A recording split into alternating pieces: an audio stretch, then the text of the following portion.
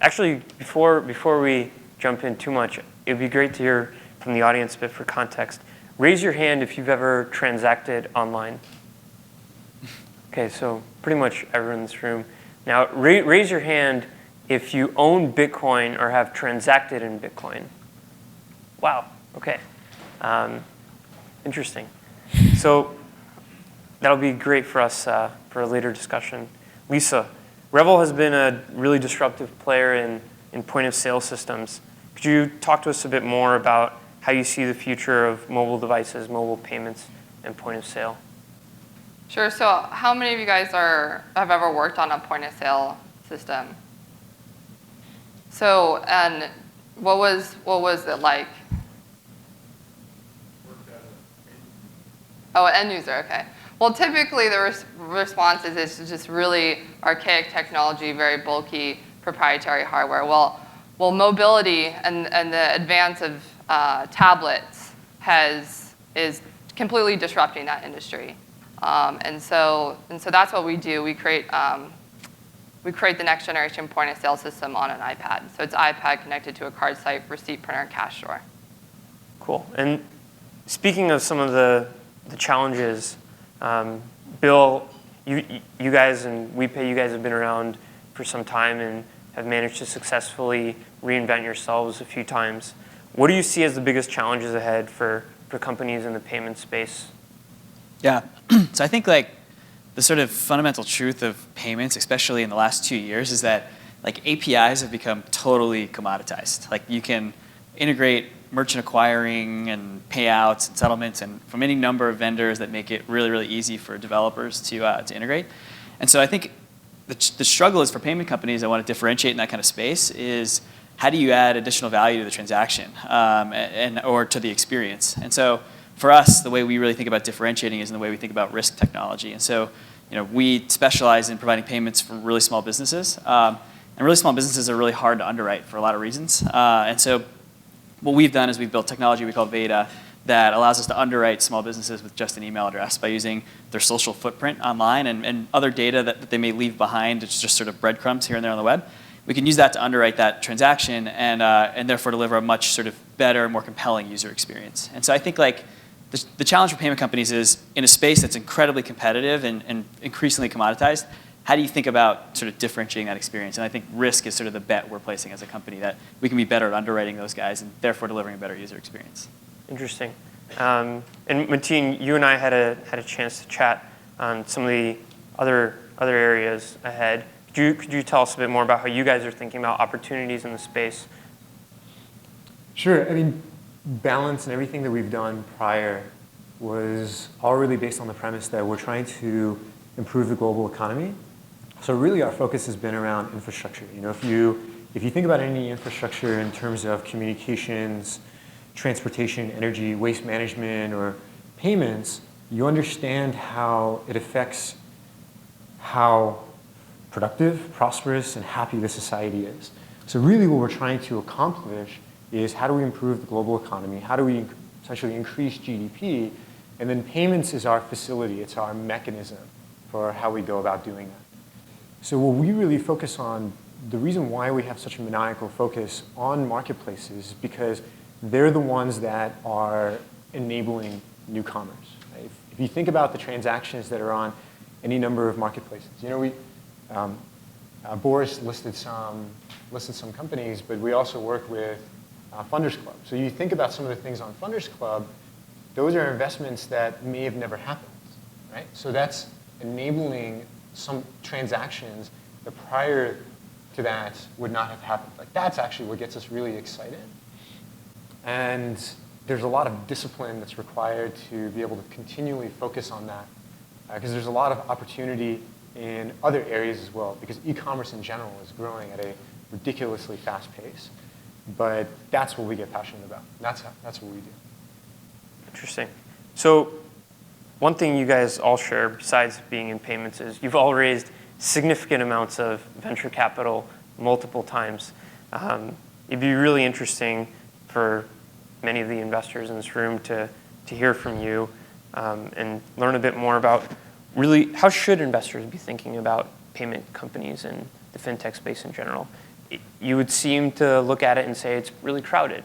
A lot of companies are going after the same opportunities.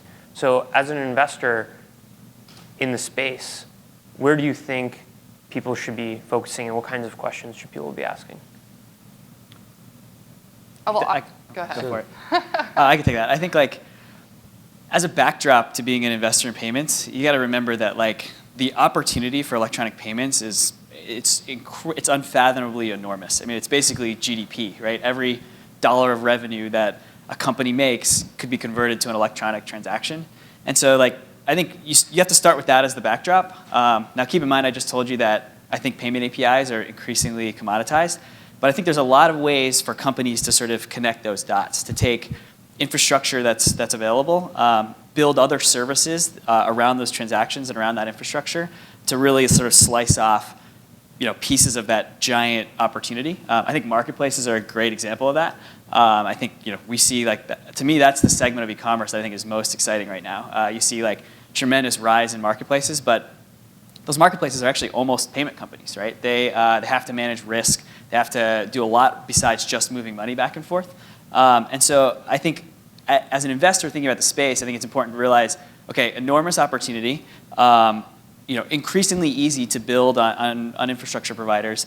How do I really find a company that's picked an interesting piece of that enormous opportunity and starting to build really differentiated services around that? And so that's roughly how I think about it. But I mean, it's incredibly exciting. Like when we started WePay 5 years ago, it was like PayPal, and we were the only people that were dumb enough to start a payments company. And so I think it's been incredibly exciting over the last like 4 or 5 years to just see the amount of venture money going into the space, the amount of investment going into the space. It's a really exciting time to be in payments. I mean, for me, I started Balanced in 2010, and at the time, I think between my friends and people I knew very well, there was about 5 other companies, 5 other friends, people I knew well, that were also starting payments companies at the same time, or around the same time. And none of them were working on payments companies anymore, because it's really freaking hard. 2 of them just ended up building commerce companies, and 3 of them ended up taking jobs elsewhere. And I think that's the most important part is, payments is a big space, but as a result of that, what the company is and what they're focusing on at any given time, that's not necessarily what the biggest focus is in terms of whether or not you should invest. It's based on whether the team is really going to stick it out, because it is so freaking hard, right? You have to ask yourself, are you going to be okay with waking up in a cold sweat because you're worrying about fraudsters and regulators and banks and risk and all sorts of other things that are like happening at the same time? It's not like starting any other kind of company. Like you're dealing with a tremendous amount of money. And even then, you're not dealing with, like if you really think about it, and you think about marketplaces as well, like if you think about just a marketplace outside of just a payments company, because they are like payments companies, the money that's going through them is not their revenue. The money that's going through us is not the revenue. Like that's total transaction volume. So like if there's any kind of fraud or something like on Fab or some Warby Parker where they're doing e-commerce, that's out of their portion of revenue that they're collecting. If there's any kind of fraud or any kind of risk on a payments company, that's out of like everything that they're processing. Like, that's really freaking scary. And the question is like, is the team going to be willing to wake up every single day and still just chug through that? And as like a bank comes to them and like wants to audit them, as they're like continually growing and like there's more risk exposure for the bank, are they going to stick through that? That's the real question for me. Truth. Yeah, I would second what both of you guys have said. I mean, I see it. I'm in the brick and mortar world, so it's different. But I see a lot of the payment companies in the brick and mortar world, and we do point of sale, which is different.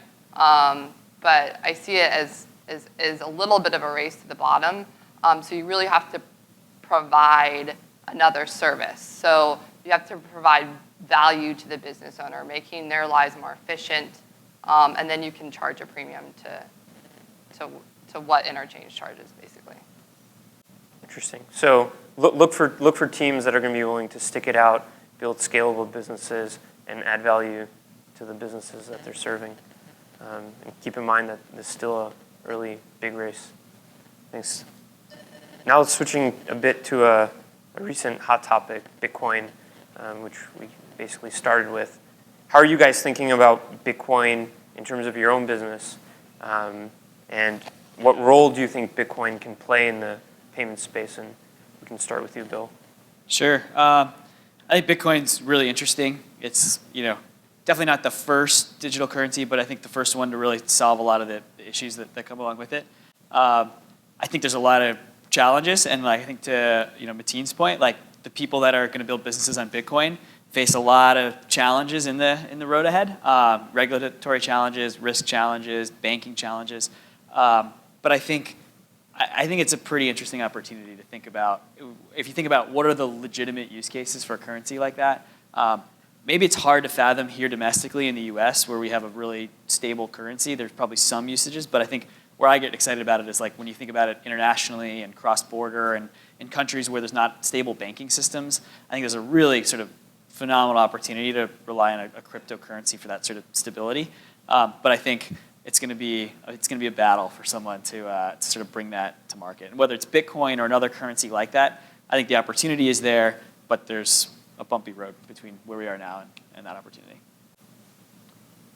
So for me, the most interesting part about Bitcoin is that it becomes this common unit of value that you can measure. So, if you're thinking about cross-currency or cross-border transactions, if you look at Bitcoin or if you look at OpenCoin or Ripple, what becomes interesting in that is you're talking about U.S. dollars to any other currency in the world, and at some point you have some kind of float in between where you're holding on to which currency, and you have some kind of you have some kind of risk, which is why you take the spread. But if in that intermediate period you're using Bitcoin, Bitcoin ends up becoming the intermediate currency for anything that goes cross-currency. That actually becomes really interesting.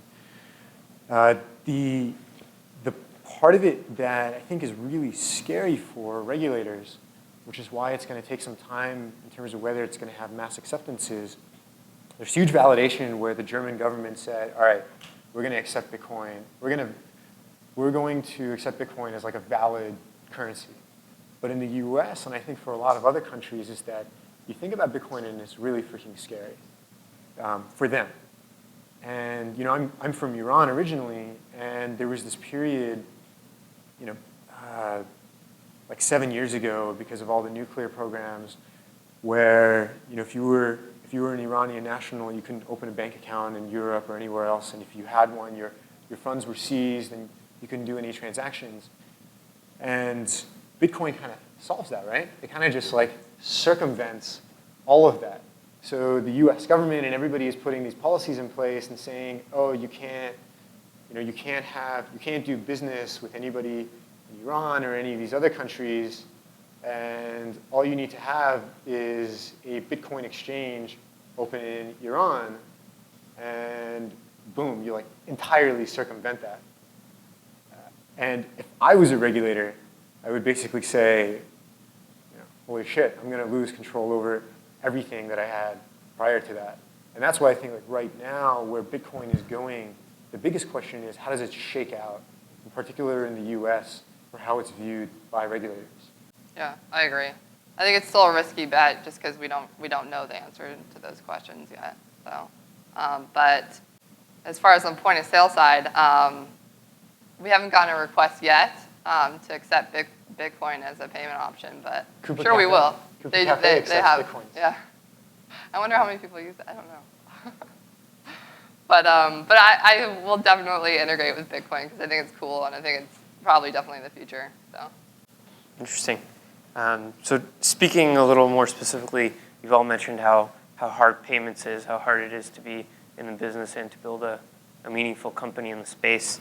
Would you mind sharing some more stories about how you got your first customer? Sure. So we actually got our first customer. The way we do things is we always sell, and then we create the product. So we sell the product before we've created it.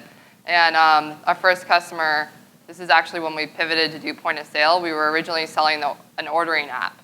We were in a meeting with a client trying to sell him this ordering app. And then he said, cool idea, kids, but what I really need is a point of sale system. And so in the meeting, I just said, hey, we'll create that for you. He said, I had 40 shops. I said, cool, we'll create it on the iPad. And so that's kind of how we got our first client. It was a real-time pivot. I think when we first launched the company, we were really focused on a slice of that transaction opportunity that we call group payments. And so trying to make it really easy for friends to collect money from friends. And so our first customers were ourselves and our friends. I think we hosted a poker tournament and collected the buy-in through WePay, and those are probably the first transactions that we processed. Although gambling is now against our terms of service, so don't. I was going to ask. No, for us it was through YC. I think one of the biggest values of YC is that you have this very tight network of people, and you can go out and reach out to them and say, what do you guys need? It's very hard to get that in any other ecosystem. It's much closer. People feel more comfortable working with you. And several of our original customers were all YC companies. What mistakes do you guys think you made when you were starting out, and how did you overcome them?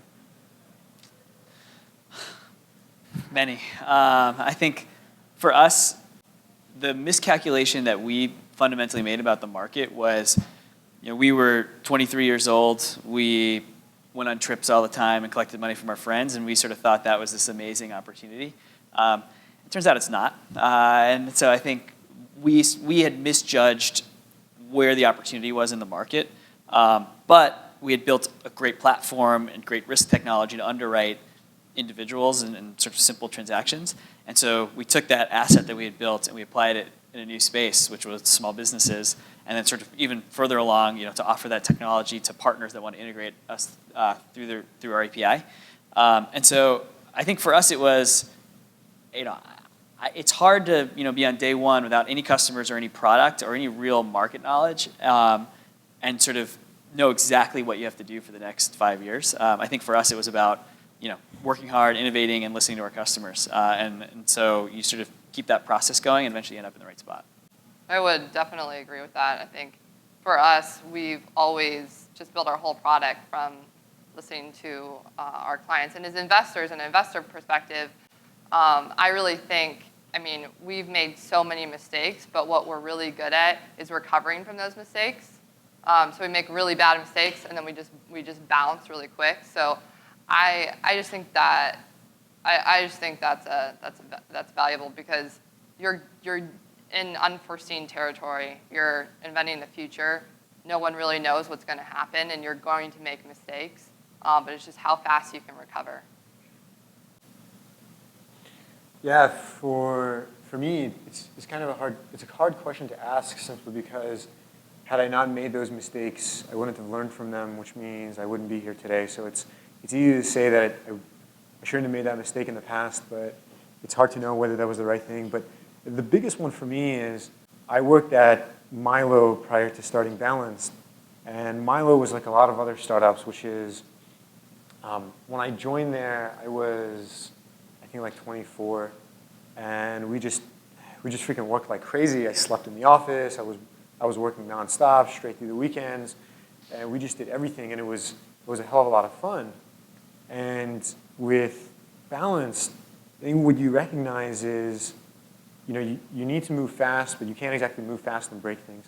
And at the same time, there's so many other challenges in payments that it's very important to think clearly about something and make the right decisions. That you have to have this discipline that says, oh man, I'm going to go crank this out. Like we're going to work through this week and just like work 100 hours this week and go nonstop and go through this. And then you make some bad decisions, whether it's from a business standpoint or from an engineering standpoint, and that affects you so much worse. Whereas if you were not in commerce, if you were not in payments, and you were Facebook early on and you lost like some pokes in your system, then like, big freaking deal. It's not that bad, but if you're exhausted because you're working so hard and you make a few small mistakes, those things end up magnifying at a level that they don't in a lot of other companies. And that took some time to realize that. And again, like this is the guy that was at the office until 2:30 last night, but those are not, you should really focus a lot on, if you're in something like commerce, if you're in something like payments, you should focus a lot on living a healthy lifestyle. So even if I work long hours, like I've learned, like I used to run all the time. I used to run marathons before I started Balanced, and I don't really anymore. But I've realized more and more that I don't really care if someone wants to do a meeting at a certain time. If I know I want to go to the gym, or I know I want to go trail running, then forget about it. Or like I need to stay at the office late, but at the same time I have to go home and have dinner with my fiance. I'm going to go home. If it doesn't get done, and I get it done the next day, but I make the right decisions because I'm living a healthier lifestyle, and I have more balance in my life, then that's the right way to do it. And I don't think that's necessarily true with all styles of startups. I think at Milo, it was actually the right thing to just work 18 hours a day. Interesting. I don't know how sustainable that is. Yeah, it was 23. I was 23, 24. We didn't see sunlight for days. But I can't do that. But I would agree, though. I mean, payments, point of sale, these are mission critical things. It's not, you screw up one day. I've got a stressed out small business owner screaming on the other, hopefully, on the other end of the phone. And these are mission critical things. So you've got to nail them. I definitely would agree. Great. So why don't we take a pause now and go around the room and take some questions from the audience. Carissa has the mic. I know you guys are all in different parts of FinTech, but can you talk about fingerprint scanners? We had Apple's announcement, but iOS, Android, we're going to have, call it in 3 months, 6 months. How disruptive that's likely to be to payments, both brick and mortar and online, over the next year, 2 years? I mean, it's another form of identity. I mean, we all, online, I'm not sure in terms of offline, but online we have many different sources of identity that we collect, be it from social information, email address, device fingerprinting, and things like that. And all of that goes into, are these people bad actors? More specifically, in the case of a payment system, a lot of the fraud is not just consumer fraud where somebody is buying something with a stolen card, but somebody is signing up as a merchant, pumping through a bunch of stolen cards, and then getting cash out of the system, which is much more interesting than getting handbags out of the system. So knowing that those are the same people is really important. And having fingerprints, physical fingerprint, in addition to device fingerprinting and everything else, is just yet another signal that goes into that big algorithm. I think it'd be cool to see fingerprinting. Is that the way to pay? A lot more secure than I think both mobile payments and credit cards. And I mean, a lot of people have failed, obviously, doing that in the past, pay by touch. But I think it's exciting for sure. It's also just really hard to change consumer behavior. The thing is that for offline, I walk into a store, so 1, 2, 3. Very, very simple. And ingrained consumer behavior, I don't even have to think about it. Everybody does it that way. But again, it's an additional form of security. But Yeah, I think imagine paying with your thumb. That's even simpler. It's also a little bit, it's just weird. Yeah. It's weird, yeah. I think to echo his point, it's another form of authorization or identification, but really I think the stumbling block to mass adoption of mobile payments or some sort of mobile wallet is what's the value proposition for the consumer? Because that piece of plastic works every time. I get rewards. I get 45 days to pay. Why do I want to pay with my phone? It's cool at Starbucks because I get a free coffee, but I think that's the real stumbling block to real innovation there. I think the fingerprint is another investment Apple's making in fielding hardware, but I think we're still years away from really seeing a change in consumer behavior.